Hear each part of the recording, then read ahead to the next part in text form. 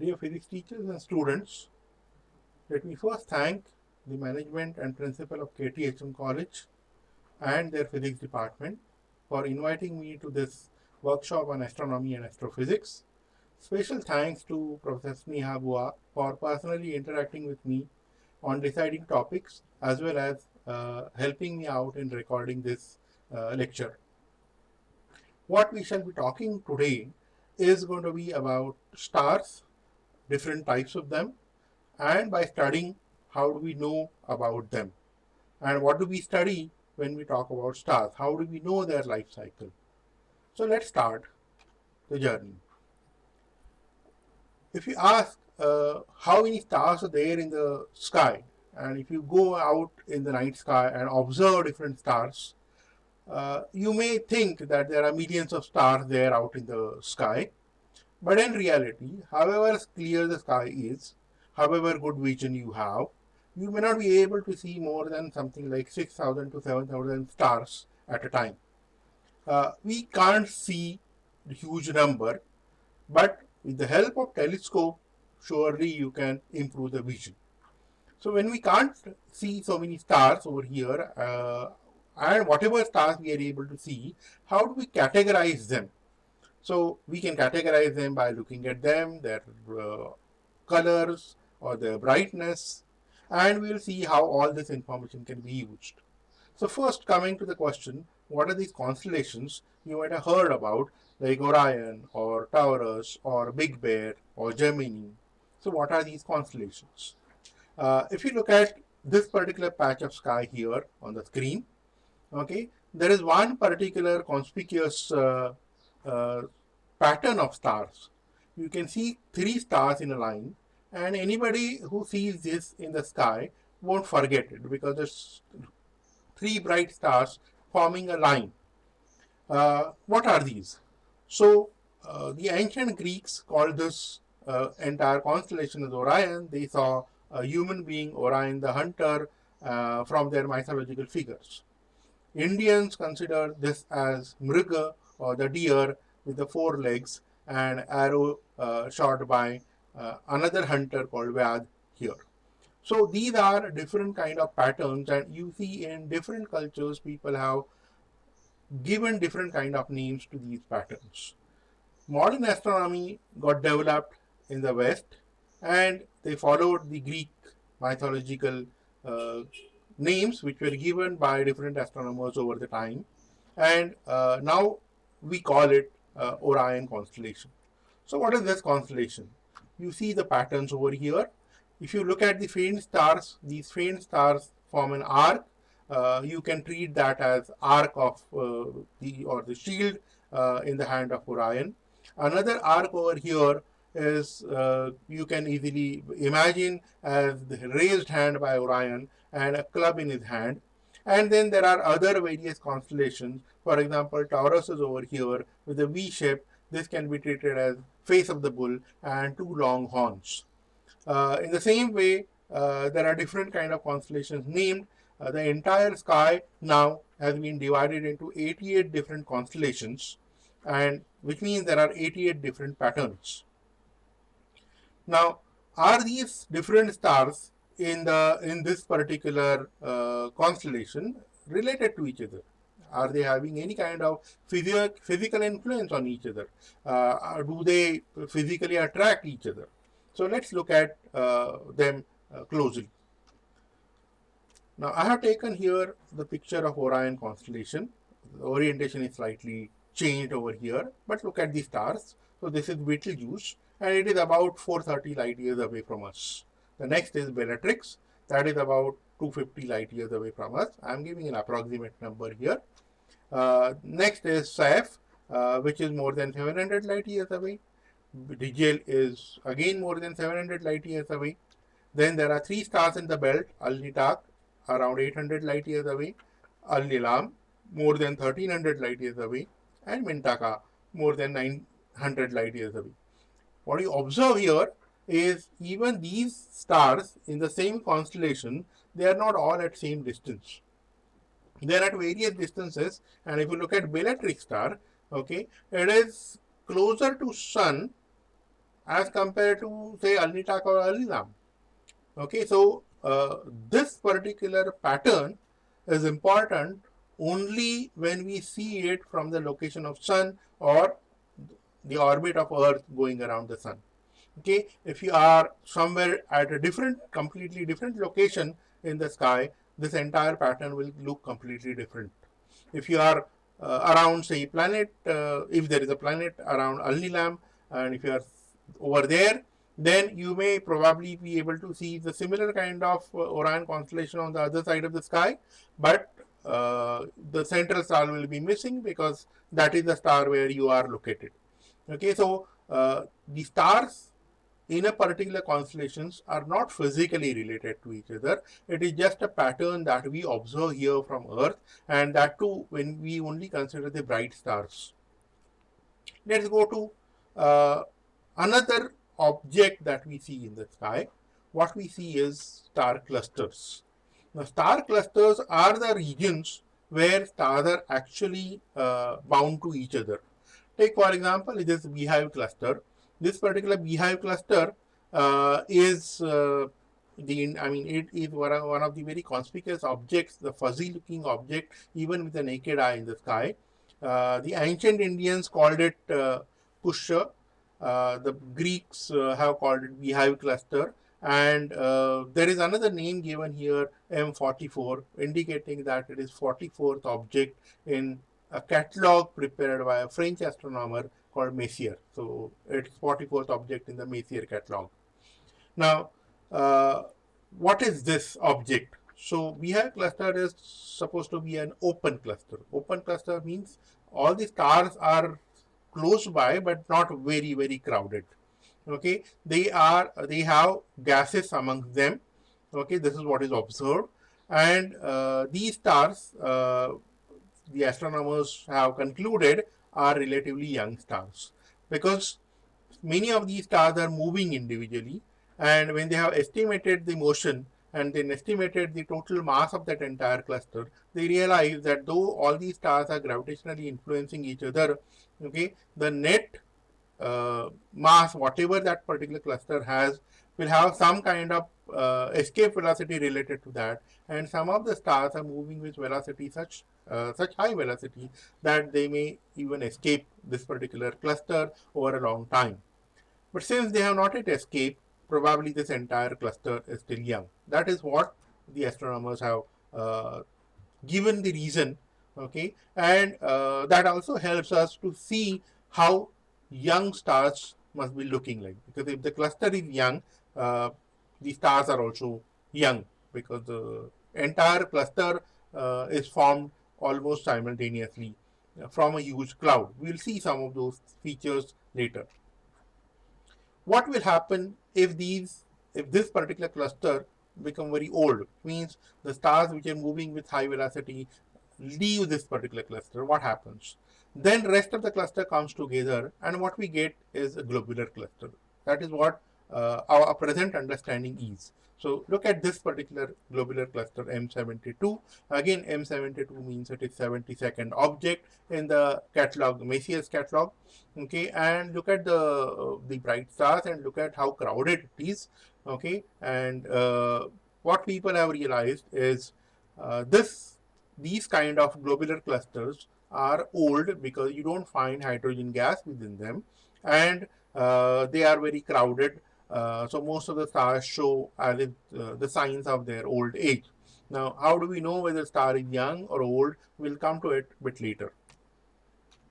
Another greatest example, in fact, this is the largest globular cluster in our Milky Way galaxy.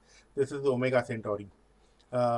This is visible in the constellation of Centaurus, which is visible in the southern sky.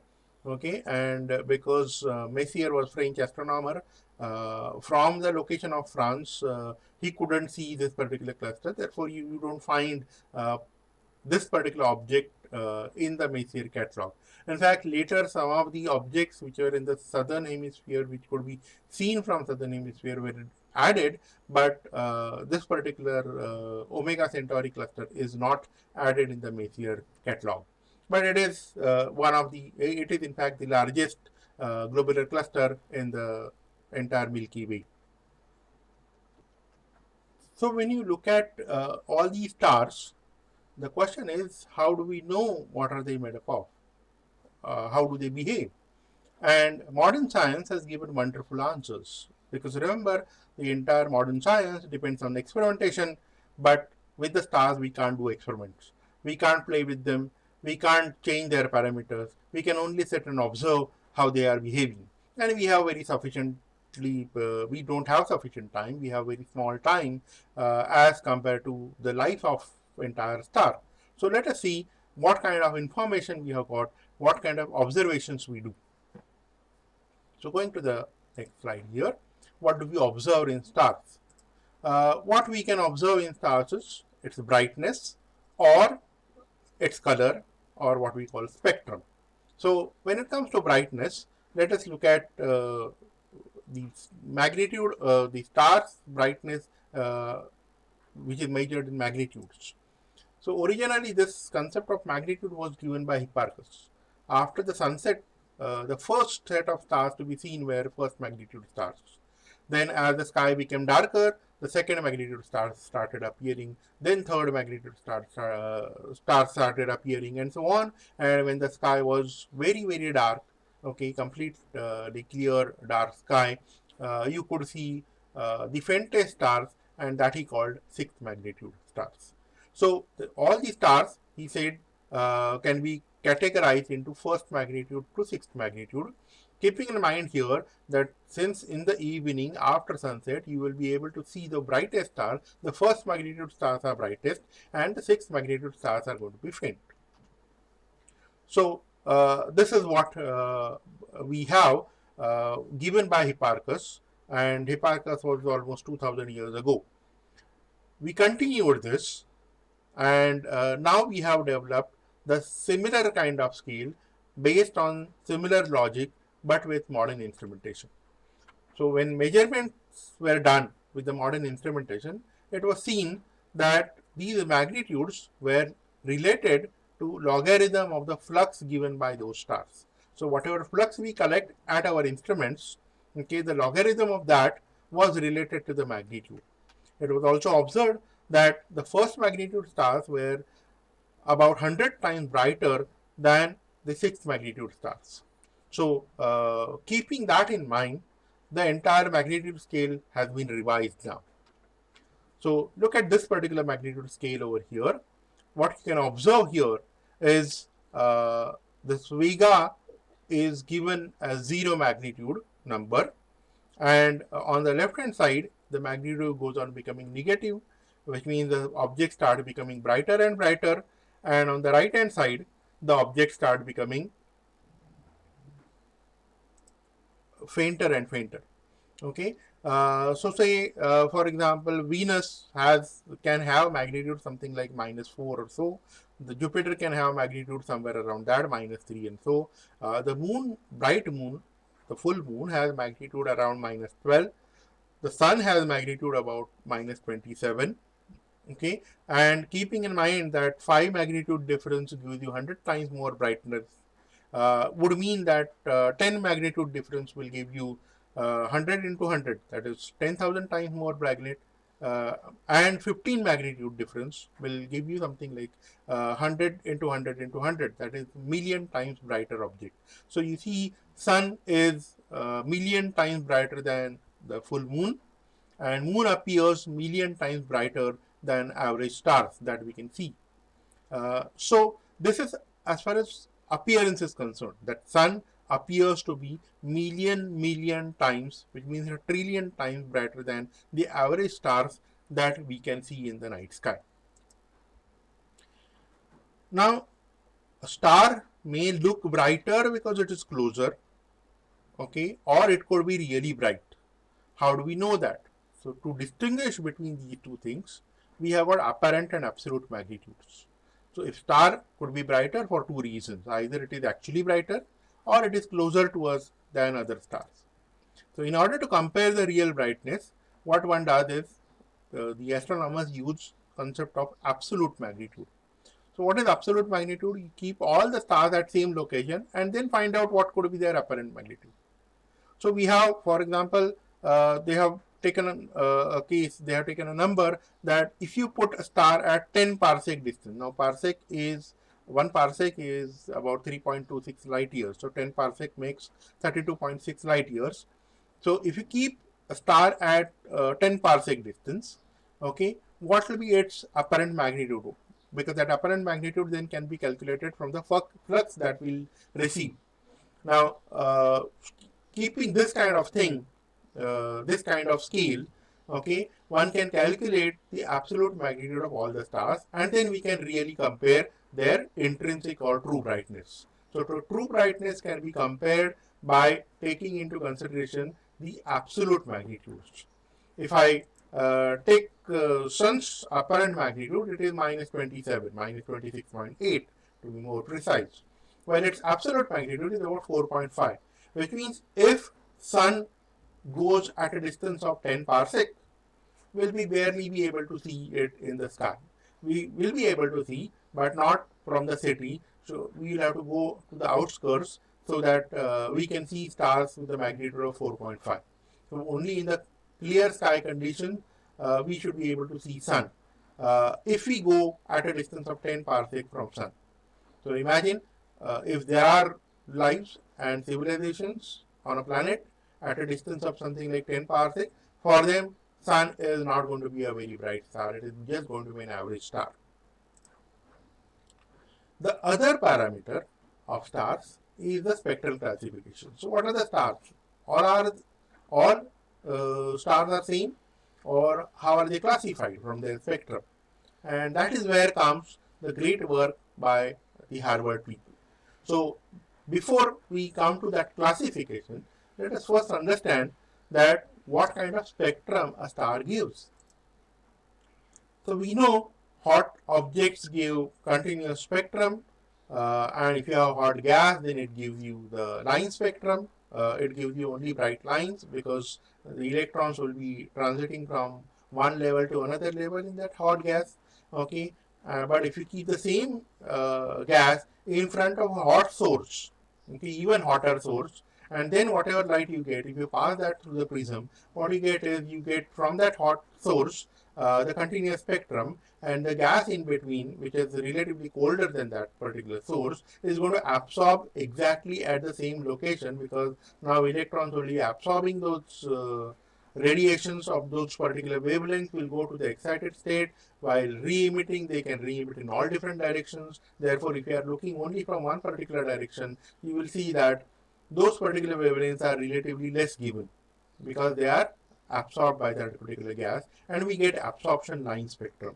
So when we look at stars, what we get is similar kind of a thing.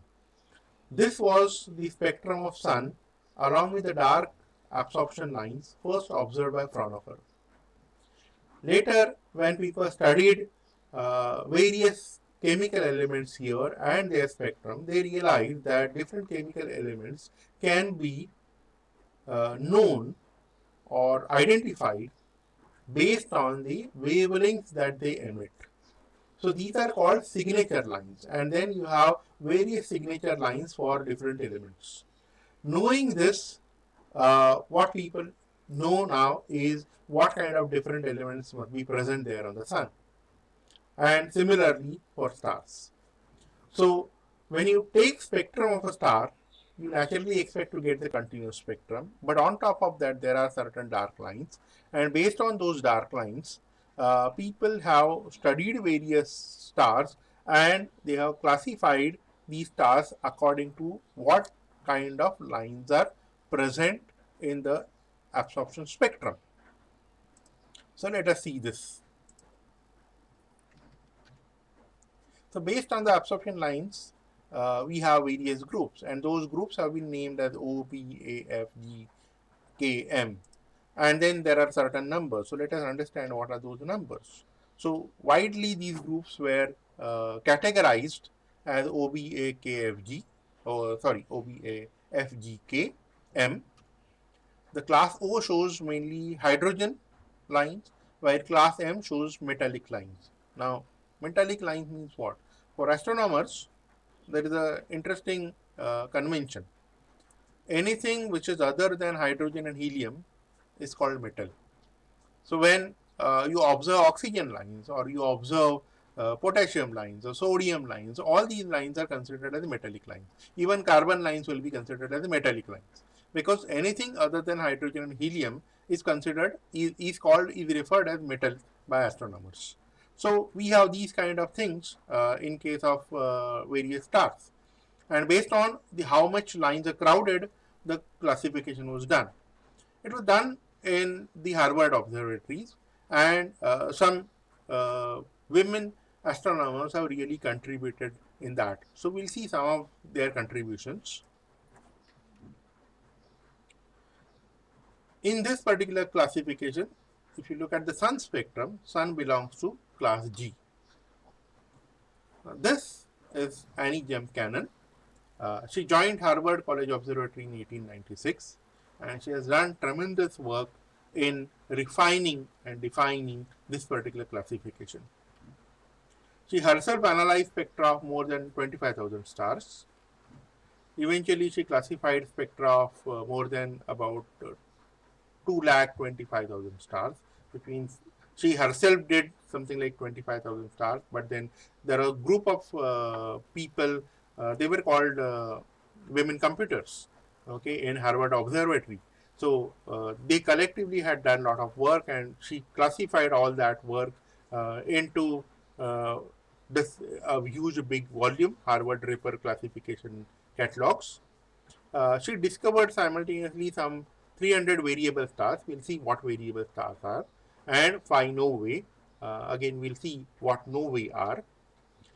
She created finer classification schemes. Say, for example, when we talked about O, P, A, F, like that, she said depending on how bright a particular line will appear, or how a particular line of particular element may not be there, uh, you can have more categories between O and A, or O and B and A and F, and so on. And then she put additional decimal classification. So you have O0, O1, O2 up to O9, and then again B0, B1, B2 up to B9, and so on. So these kind of classification, final classification was done, and it is now accepted. So all stars are now classified according to what Annie Jem Cannon did. What was her role there? Okay, in HCO means Harvard College Observatory. So you see a typical photograph here.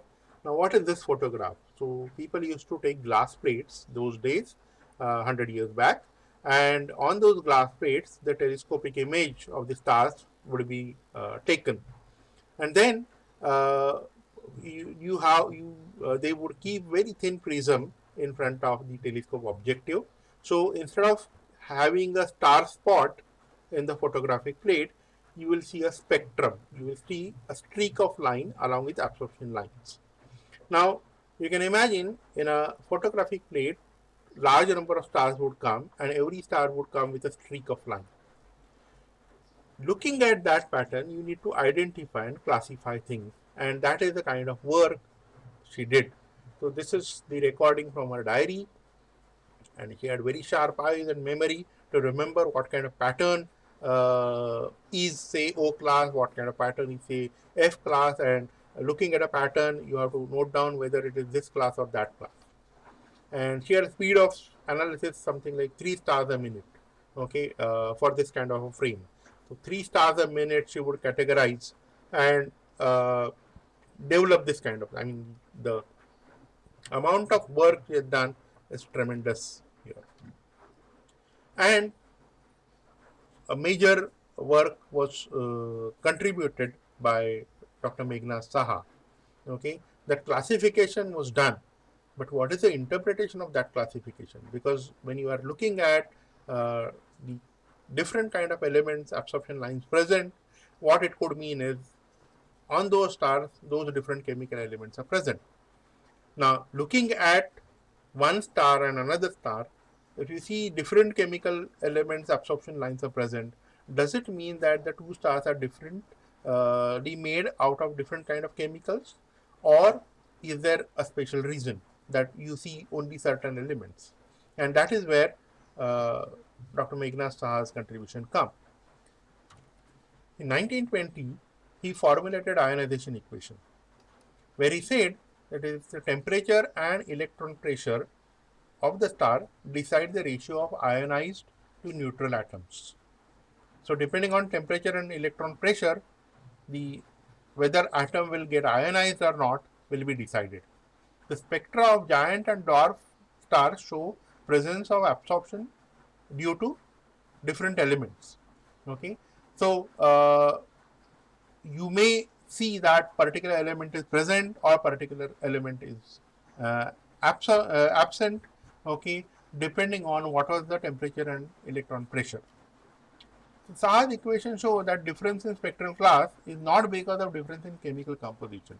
In fact, at those times when spectral class came out, there were theories that why different stars look different. There are multiple theories. There were theories which say that probably old stars have different chemical composition as compared to young stars. Then there were theories that probably the atoms themselves are becoming old and therefore they start behaving differently. What Saha did was he clearly showed it is all play of temperature and pressure. So Harvard-Depard sequence happened to be then arranged according to decreasing temperature. So O class stars therefore must be hottest stars and M class stars must be the coolest stars. Now this is all contribution by Dr. Meghnad Saha. You might have read his books or referred his books, the books on heat thermodynamics. His book with another author, Professor Srivastav, is very famous, Treatise on Heat. Similarly, there's a smaller version of that, Textbook of Heat, and they are worth reading. They're interesting books.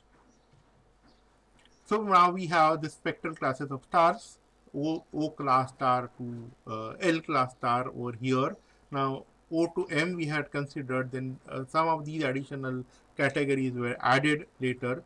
So you have O class star, for example, having ionized and neutral helium lines and weakened hydrogen lines, and their temperature can go about 31,000 Kelvin. Whereas look at this G-type star, the Sun is G-type star, so it has got weaker hydrogen lines, and then ionized and neutral metals are there. Metals, again, remember, are something other than hydrogen and helium. Okay, and these stars are yellowish in color. Okay, Sun-like star, and the temperature is somewhere around 5,250 to approximately 6,000 Kelvin. We know that sun's temperature or surface temperature of the sun is about 5,800 Kelvin. So it nicely fits in this G class. Then you have even stars which are much cooler, M-type stars, where the temperature can be something like 2,000 to about 4,000 Kelvin. And what you observe here, there are no or almost no hydrogen lines observed in the spectrum. You observe neutral metals, and you also at times observe molecules. Okay, so now this is the surface of the star. We are not talking about what happens in the inside, but on the surface, when the starlight is coming, it is absorbed, part of it is absorbed by the molecules on these particular stars, and therefore you see very crowded lines. So large number of absorption lines are observed in this M class stars. Now, if that is the case, how do we say that stars are mainly made up of hydrogen and helium? Because in the universe, it is observed that, if you look at the chemical abundances, the most abundant element is hydrogen. Next number is helium, and rest all is in a small, very small fraction. Number 3 is oxygen, number 4 is carbon, and so on. So, how do we know that stars are mainly made up of hydrogen and helium? Is it only because of absorption lines? So another lady has contributed in this, and she was Cecilia Payne-Gaposchkin.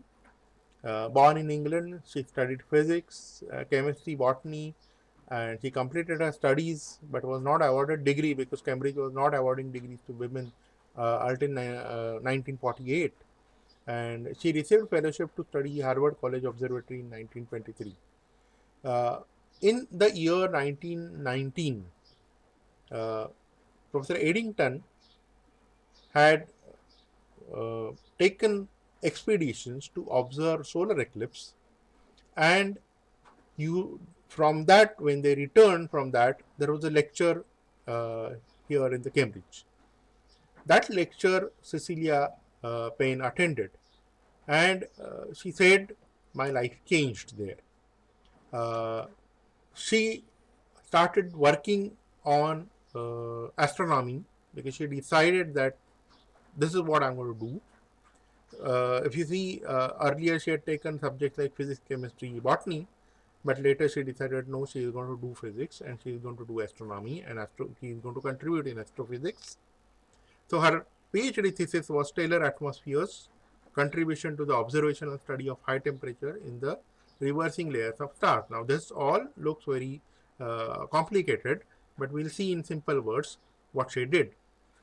She did her PhD from Radcliffe College because Harvard was not granting PhD to women. So though she got scholarship to go over there, okay, she had to do degree from Radcliffe College. What she showed was the great variation in stellar absorption lines was due to differing amount of ionization at different temperature and not to different amount of elements. So all the spectral classes that we observe in stars, they show that different chemical elements are present, but it is not because a particular element is present in a huge amount that its absorption lines are seen in a spectrum. Okay, it is mainly because the temperature of that star and the pressure involved is different. So she applied Meghna Saha's ionization formula to stars and came to this particular conclusion. So she correctly concluded that all the stars are mainly made up of hydrogen and helium. Okay, and she has given a lot of praise for Meghna Star's ionization formula because she said for the first time uh, you can now actually do the analysis of stars, and that's why she calls Professor Saha as father of modern astrophysics. Now that's a great praise. So later she surveyed brighter stars and variable stars to determine paths of stellar evolution. Now let us talk about stellar synthesis. Okay, so we know that most of the stars are made up of hydrogen and helium. But what about other elements? Do stars create other elements within them? Now there is, in the universe, when we observe different kind of elements, though all those other elements are in small amount, one needs to explain their presence. And one, of course, reasoning could be that during Big Bang, when the entire universe got created, when hydrogen, helium got created, even other elements got created. But it turns out that it is not a sufficient time, and there was no sufficient temperature for sufficient duration to have all this synthesis. And that's where another lady contributes to show that stars synthesize most of the elements. So let us look at the work by Margaret Burbidge.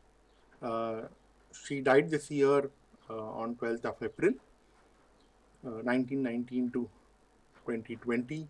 Uh, she was the first woman to receive Bruce Medal, the medal given to the great contribution in astronomy by women astronomer. She was the first woman to be appointed as director of Royal Greenwich Observatory. Remember that even Cambridge was maybe not giving PhD to women. So this is one of the great achievement. And she was Royal Astronomical Society's gold medal also she won. That is again given to the great contribution in astronomy. What was her contribution to astronomy? Yeah, so she published along with other two authors B2FH paper, what we call, or stellar element synthesis paper. What is this B2FH paper? Burbage, Fowler, and Hoyle. Margaret Burbage and her husband Geoffrey Burbage, Fowler, and Fred Hoyle. All these four people contributed to this particular paper. They In this paper they showed that there are different nuclear processes that can be used to uh, explain how various chemical elements can be synthesized. She found technetium lines in the red giant spectra. You must be aware that technetium is the lightest element which does not have any single stable isotope. Okay, all its isotopes are radioactive isotopes. It was, though predicted by Mendeleev, it got discovered here on Earth in artificial radioactivity only. And in radioactive sources, it was found by Emilio Segre. So she found that these technetium lines are observed there in red giant spectra, which means the stars surely must be creating different kind of chemical elements. She worked on galaxy structures, and she was also first to measure the mass and composition and rotation curve of galaxies through spectra of rotating ionized gas clouds. So a lot of important contributions she had done, and she was pioneer in quasar studies also. So we know quasars are active galactic nuclei. So there are galactic nuclei uh, which are very active because of huge supermassive black hole, and they are very far away from us. And as the universe is expanding, they show huge amount of redshift. So she was the one of the first to study these objects. She also contributed in development of instrumentation for Hubble Space Telescope. So that was her contribution in astronomy. Coming back to the physics of stars, she showed that there are various processes like R process or rapid process, slow process, which is again a neutron capture process, P process for proton capture, or X process, synthesis of deuterium, lithium, beryllium, boron are discussed. Then she showed that supernova light curve indicates its seat of R process, that all rapid processes happen in supernova light curve, which means in supernova they must be happening. So in the light curve you can see R processes happening. So there are chemical elements which can happen, which can be produced only with this R process. And then interchange of material between stars and interstellar glass and dust will be sufficient to explain the observed abundances of elements related to hydrogen. Now, this is very important conclusion she had, that the stars, whatever chemical element they are producing, they are synthesizing, the exchange of that material with the surrounding, with the interstellar material, okay, is sufficient to explain whatever chemical abundances we see in the universe.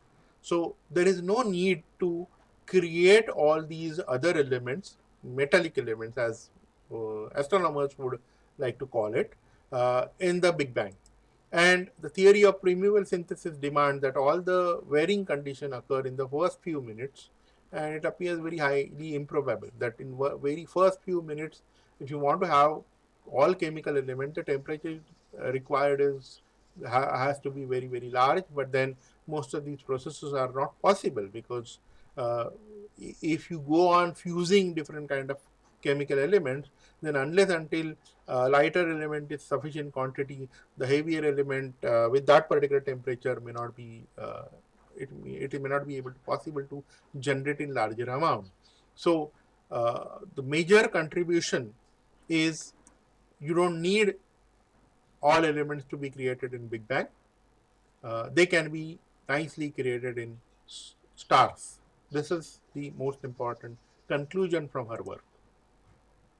Here on this picture, some of these elements and their fractional abundance is shown. Okay, so you can see, for example, over here that alpha process or S process or E process R process, all these various processes by which chemical synthesis can happen, the nuclear synthesis can happen, are given, and the relative abundance calculations are done. And that is this particular picture is the result from these source and array. Now we talk about the distances of stars. So we have seen that yes, stars are made up of mainly hydrogen, helium. They also have some other chemical elements, okay, and they are bright or they could be dim depending on their distance. So their temperature can be determined by looking at the spectral classification. And now we have to bother about what is the actual brightness of a star, because star may look brighter because it is closer, or it may look brighter because it is intrinsically bright. So we need to bother about stars as standard candles. Now what are the standard candles? Standard candles are the objects whose intrinsic brightness is known. So if I keep them at different distances, looking at the flux that we receive or looking at the apparent brightness, we can find out what must be the distance of that particular standard candle. So do we have such kind of standard candles? Yes, in case of stars, similar kind of standard candles are available. And again, important role was played by a woman astronomer in that. So first, in order to understand that, we already talked about apparent and absolute magnitudes. So we know stars can be bright because of two reasons, either intrinsically bright or closer. Okay, so what do we know? How do we find out what is the intrinsic brightness? Now that is where the variable stars play a role. So what are these variable stars? Variable stars are the stars whose brightness varies with time. There are stars whose brightness varies periodically. There are stars whose brightness vary aperiodically, means randomly. So variable stars are those whose brightness varies over the time. It can be periodic, aperiodic. The first such variable star was Omicron Ceti. It was in the Cetus constellation, one of the stars, and it was discovered in 1596 by David Fabricius. You can see here some simulation here shown here that a star is bright, then it is becoming faint, again it is becoming bright, and it was observed that the period of this variation was about 11 months. Okay, so this today we know is a long period variable star, whereas later people started photographing and comparing what are the, which are there any more variable stars, and they found really large number of stars which are variable, and there were many stars whose period is not in months but it is in days. There are stars whose period of variation is also in hours.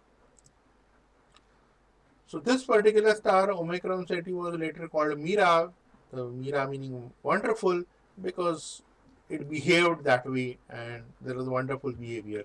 So when it is brightest, people could see this star in the sky. When it is faint, we can't see this star because the brightness varies above 6 magnitude to below 6 magnitude. So when it is brighter than 6 magnitude, we can see. When it is fainter than 6 magnitude, we cannot see. So it is as if the star appears in the sky and then disappears in the sky for a few months. Then again it starts appearing, again it disappears for a few months. The light curve, if you plot, then it looks like this. Now here I have shown light curve of Mira plotted by AAVSO. AAVSO stands for American Association for Variable Star Observers. Now this is an association that asks amateur astronomers to collect data, and then all that data is collated and meaningful information is found. So AAVSO provides you a platform to study various variable stars with whatever kind of instrumentation you have. And there are AAV, you may go to AAVSO sites and see what kind of projects, what kind of work one can do. Let's come to this particular star called Delta Cephei, which is in the Cepheus constellation. And in the night sky, let me just put this pointer. This Cassiopeia is a very prominent constellation which we can use to see the pole star. This wider angle you can bisect and it goes towards Polaris or pole star. Now, near that, there is this Cepheus constellation, and in the Cepheus constellation, there is a star called Delta Cephei. When people observed its brightness, they realize that its brightness changes. It doesn't change by large amount, it changes by very small amount. So, we can see the magnitude varies between something like 4.5 magnitude to 3.5 magnitude. The variation is not much. The period is also just few days. Okay, here the period is not shown, here the phase is shown depending on when the brightness is maximum, but period is also just few days. Now, when you look at this particular star here, it was first realized that this is a periodic star or variable star in 1784, and its pulsation is 5 days, 8 hours, 37 minutes. Now, look at the precision with which it is measured, and the magnitude varies by plus minus 1. So, we have seen the magnitude varies somewhere between 3.5 to about 4.5. And it is a prototype of kind of pulsating star. Now, prototype means there are large number of stars whose behavior is similar. When we say behavior, what it means is the light curve is similar. And when the light curve is similar, we see this kind of particular kind of star, because particular kind of physics must be driving this variation in the brightness. So stars, when you take as standard candles, this particular star can be taken as standard candle. And the work by Henrietta Swan-Leavitt is very important in this case. What was her contribution to astronomy? She was employed at Harvard College Observatory to determine the magnitude of stars from photographic plate. As we saw, there were people who were looking at spectrum of stars, and there were people who were looking at photographic plates and determining the magnitude. Most of those people would look at the photographic plate through microscope and then make their observations. As a part of this project, she discovered more than 2,400 variable stars. So what you need to do here is you take a photographic plate for one particular day, and then you take a photographic plate of maybe say next week or maybe next day, or it could be 15 days depending on the stars that we want to study, and then you blink them. So you take image of first star, then you immediately take image of the second star. Again, image taken at some other date, exactly the same location of the star. So most of the stars will be seen as single point object. But if star's brightness is changing, you will see the spot on that photographic plate slightly enhanced or slightly decreased. And that's where you know that there is a star which is variable. So once you have determined that yes, in this particular frame, in this particular region of the sky, there are these 5 variable stars, then what you can do is you can focus on only those particular stars, those particular regions, and then you can study it in greater details. So initially, when you are just spanning the sky, you don't know which stars are going to be variable, so you will randomly take photographs. But when you are going to take photograph, you will note down that at what coordinate you have taken photograph, in which region of the sky you have taken photograph, and exactly the same region you must record, you must photograph some other day. And when you do that, and then you compare, that is where you can find out whether a star is variable or not. And that's how she found out something like 2,400 variable stars from looking at those photographs. She used data of 25 variable stars from SMC. SMC stands for Small Magellanic Cloud, which is a satellite galaxy around Milky Way galaxy. okay, to decide the period and luminosity relation.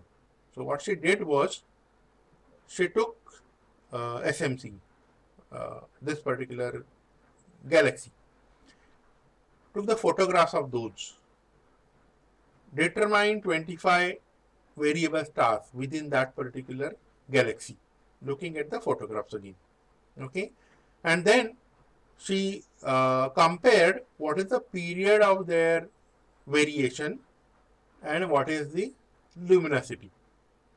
So a star could be brighter and may have a longer period, or it could have shorter period. What she observed was this interesting relationship here shown on this particular graph with red dots. What she realized that if the luminosity is higher or the intensity or the star is very bright, its period of variation is also very large. Now again, coming back to the same question, the star may look brighter because it could be closer. So how do we relate these two things? So that's why the choice of SMC.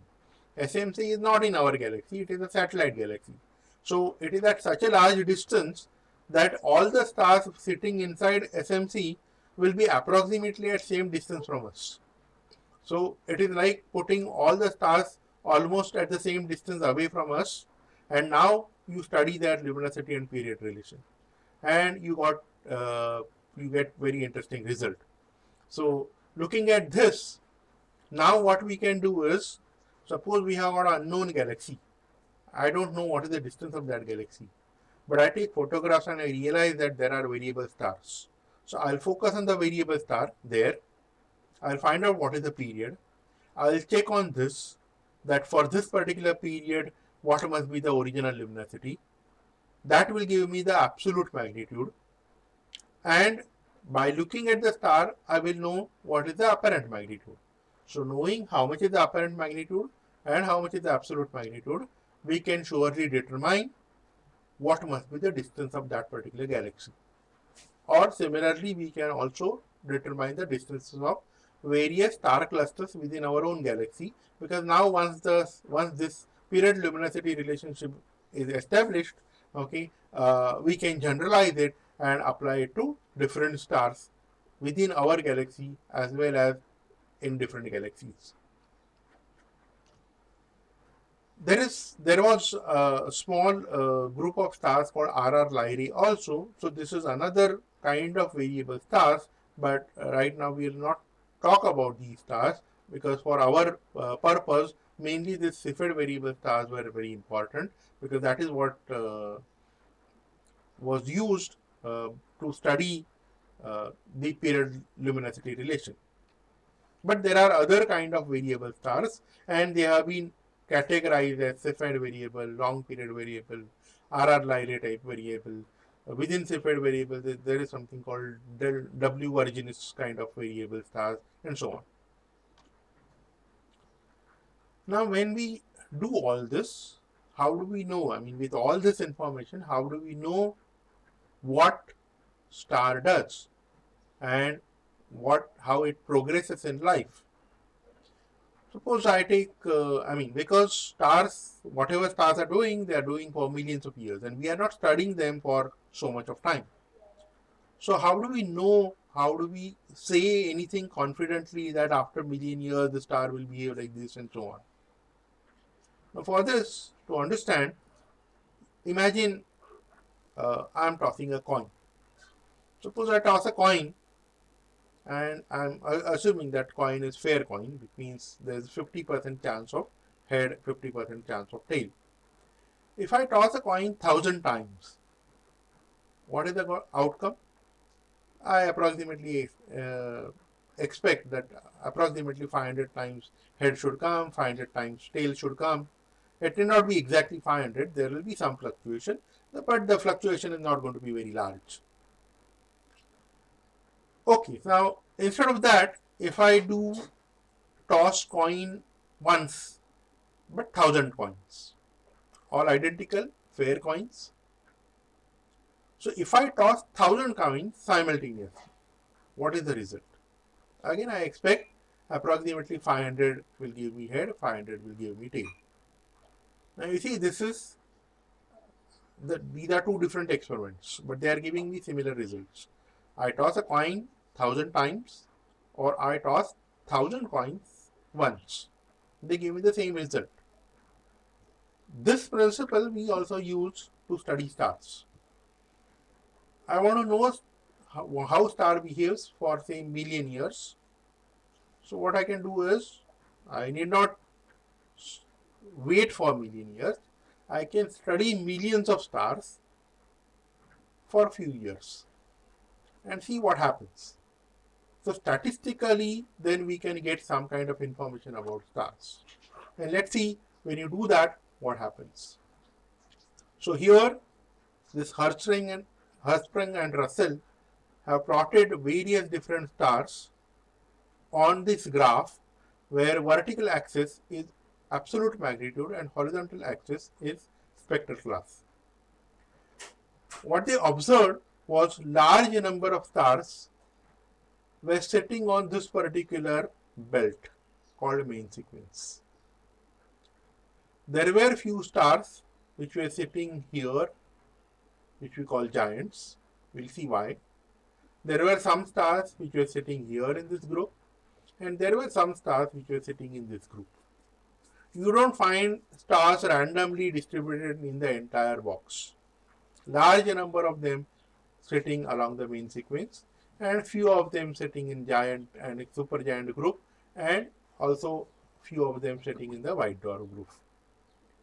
As you go from left to right, the spectral class changes from O to M, which means the temperature reduces. As you go from bottom to top, the absolute magnitude goes on becoming more and more negative. And remember, more negative absolute magnitude means it is brighter object. So stars are becoming brighter and brighter. So what you observe here, the hot stars are typically bluish in color. The relatively cold stars are typically reddish in color. And that is what we can guess from the Wien's displacement law, that stars behave like perfectly black bodies.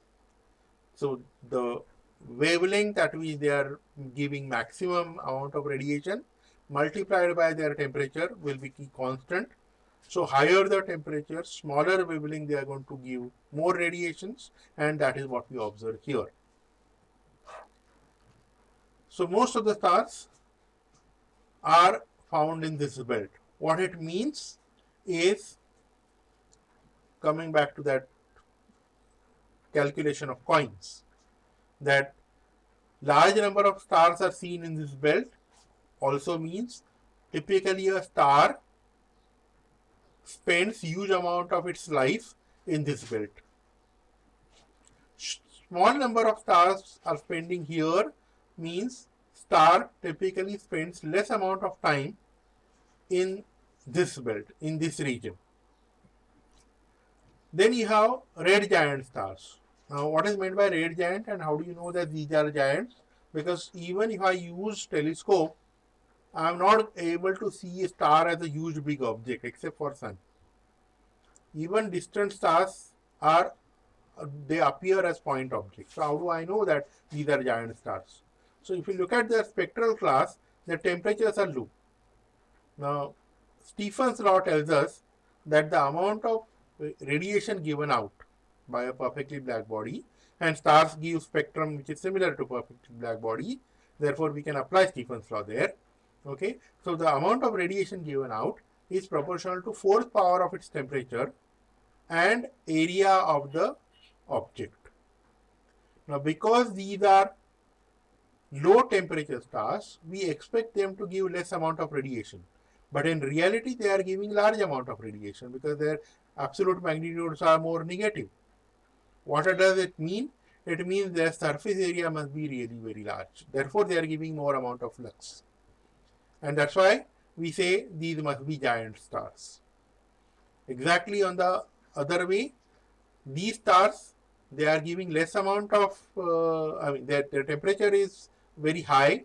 So we expect that they should be giving a huge amount of light, because Stephen's law says that radiation is proportional to fourth power of temperature, and the temperature goes somewhere 20,000 Kelvin or so. But they are not giving very large amount of light. Their absolute magnitude is much more positive. Means they are very faint. So their surface area must be very small, and therefore you call them dwarf stars. So because of these colors, these giants are called red giants, and because these are very hot, they must be giving out effectively white light or bluish light, but their surface area must be very small, and therefore size must be very small, and you call them white dwarfs. Then supergiant phase is again observed, but less number of stars are over there.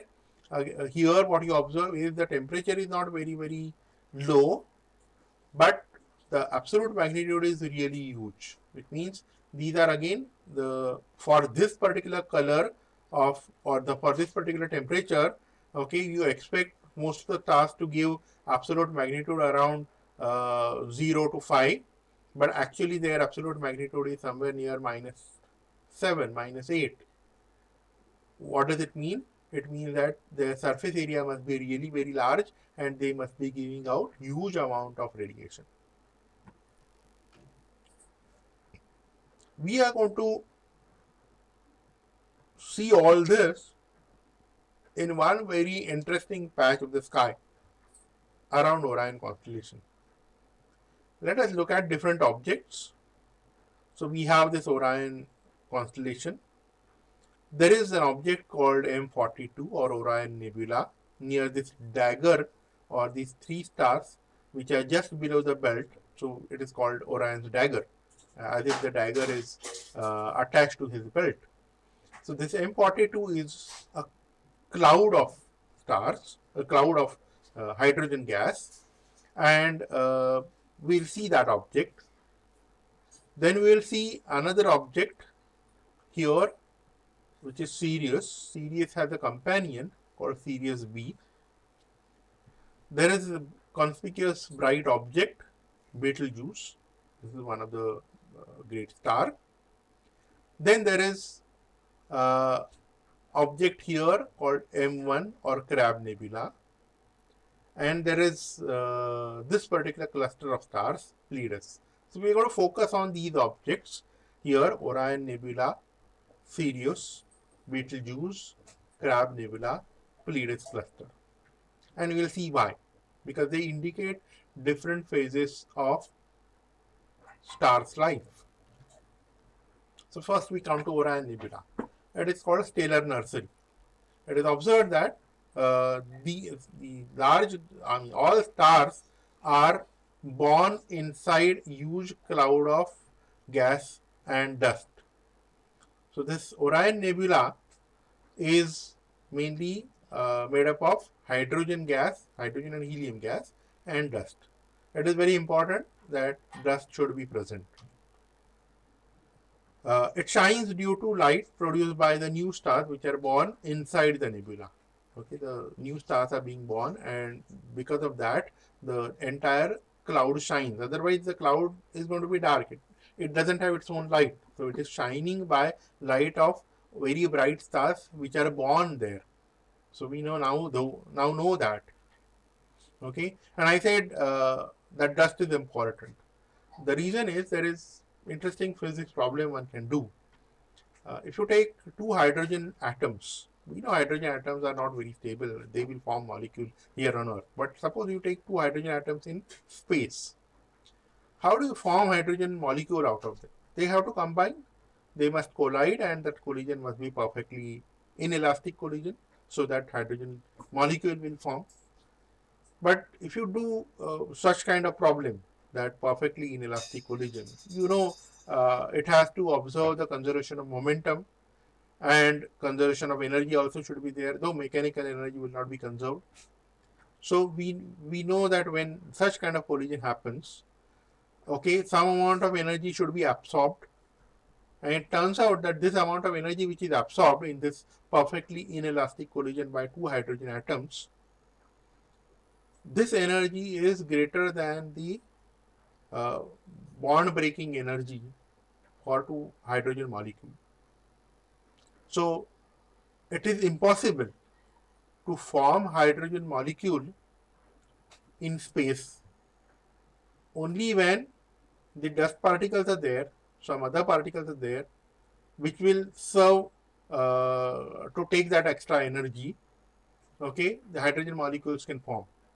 So you see, to explain these things, okay, even simple things like hydrogen molecule formation in space, okay, physics problems become very useful. The basic physics problems become useful.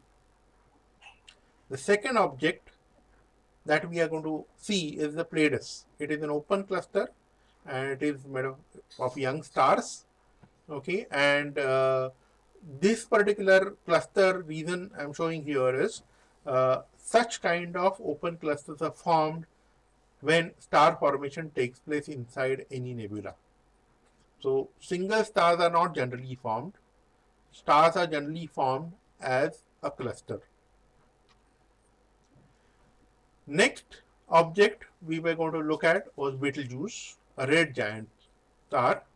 Okay, it was in news since last year because Betelgeuse was losing its brightness. So there were news like this that probably Betelgeuse star may explode, and we don't know when it is going to explode. Uh, and if it explodes as supernova, will it affect life on Earth? Because as we have seen, Betelgeuse star is not very far away. It is approximately 500 light years away, which is not a very large distance as compared to many astronomical objects. So is it going to be a problematic? Because Betelgeuse was supposed to be the 10th bright star in the night sky, had become 21st bright object in the night sky. Its brightness had gone down, and those who were observing regularly, because Betelgeuse is very easily visible in the sky, those who were observing very regularly could clearly see that yes, now Betelgeuse is not very bright. So I mean, what is going to happen to this Betelgeuse? It was in news for a long time. Then another news came, and that said that probably like there are spots observed on sun, there are going to be spots here observed on Betelgeuse. Now this is not the real photograph of spots on Betelgeuse. Okay, this is just artistic impression. But then this kind of thing could be there. Now, why there are sunspots or dark spots there on the sun? That's because of the magnetic field of sun. That sun rotates differentially, which means its central part rotates faster, its near pole region rotates relatively slowly. So magnetic field lines get continuously trapped, and then there are magnetic loops formed, and then the charged particles in the sun, okay, they remain trapped inside those magnetic bottles, and they are not able to get the heat from the bottom layers due to convection. And when that happens, those regions become relatively cool, and then it becomes relatively, because it is cooler, it doesn't give much of light. So you see, sunspots are known to people. People know that sunspots have a regular cycle. So studying these kind of things, now we are coming to the question: can we study such kind of spots on other stars? So it seems yes, we are developing the technology where now we do not treat star as point objects even with our instruments. Okay, certain features on the surface of stars are possible to study now.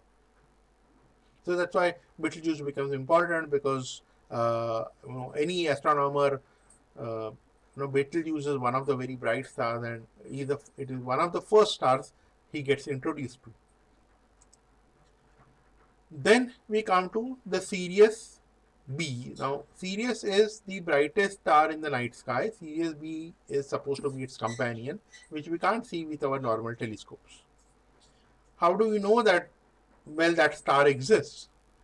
So, the motion of Sirius was studied, and this is the recent data, but it was studied in the last century also, where you could see that the motion of the star is not straight, it is wobbling, it is zigzag path. Now this is possible only if it is revolving around another object, but that other object is not visible. So that other object, if it is not visible, what does it mean? It means it is faint. But why it could be faint? It could be white dwarf. The star whose surface area is very, very small, and therefore it may not be giving out light. See, why we are claiming that it could be a star? Because its mass is very large. So the mass tells us that that other object, though it is not giving out light, must be uh, a star, because you can't have a planet of that big mass. You can't have planet comparable to having mass comparable to stars. Okay, so it was expected that it could be some kind of star which is invisible. And later, using certain other techniques that you can block the light coming from Sirius, it was observed that yes, there is another star, and it turned out that it is a white dwarf star.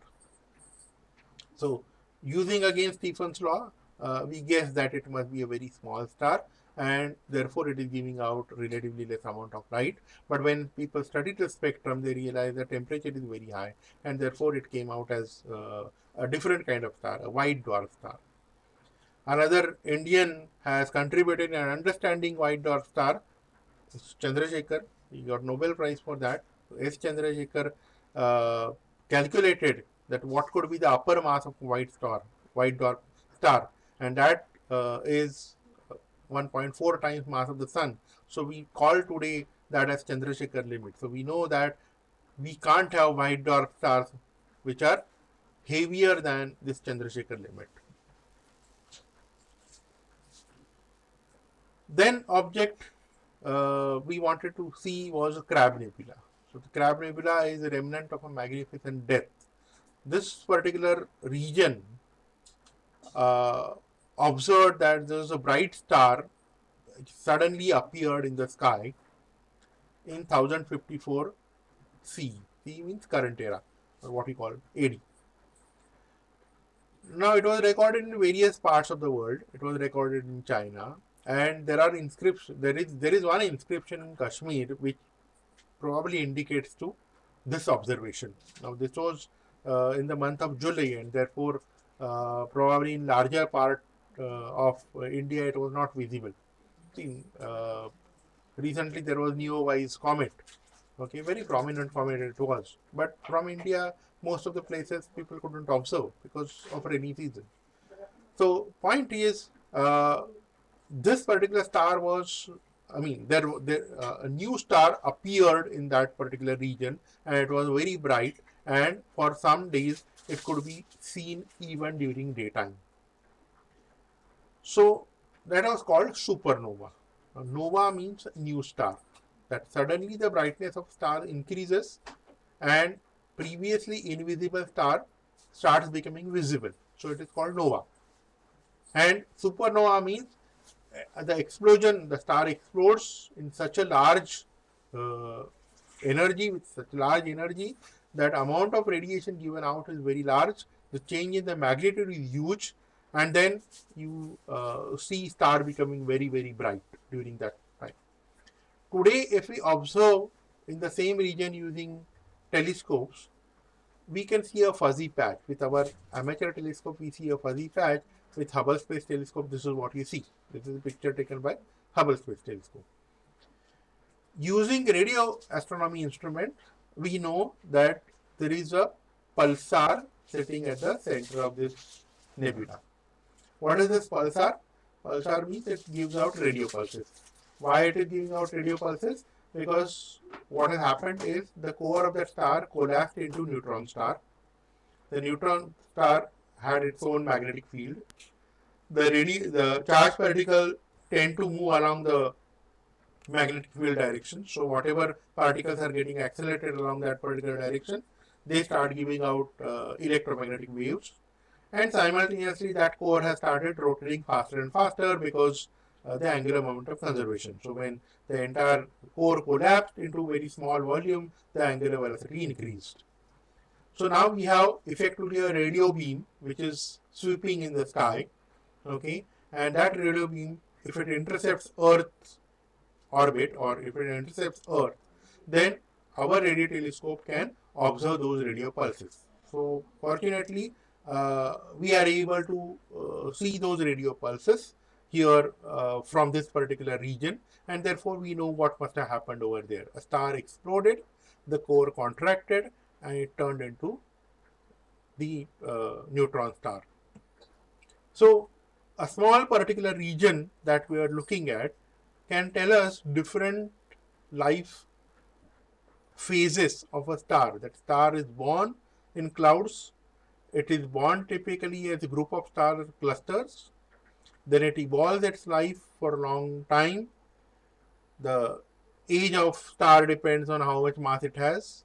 The larger the mass, age is relatively less because it has to burn huge amount of nuclear fusion to hold itself against the gravity.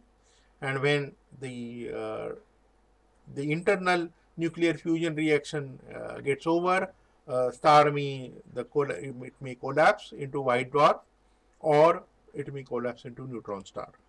Okay, so these all things we can see in particular region of sky, but not with the same kind of instruments. So to recap, what we can say is Sun is not a very big star.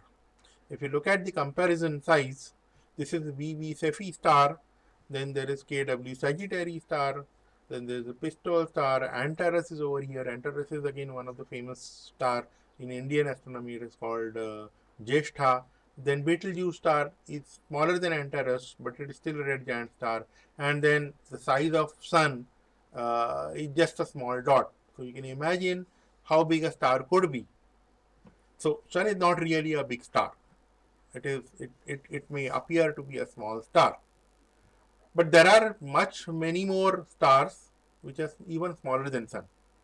So as you study with more and more powerful telescopes, you can see even fainter and fainter stars, and it is realized that though Sun is not a very big star, it is not a very small star also. There are large number of stars which are smaller than Sun, and as we have seen, that if star is having smaller mass, it will live longer.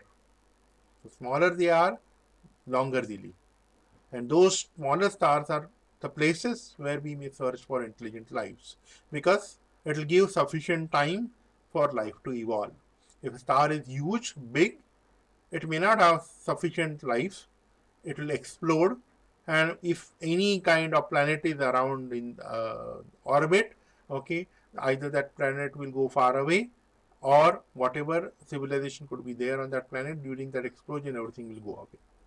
So the places where we may search for intelligent lives are the small stars.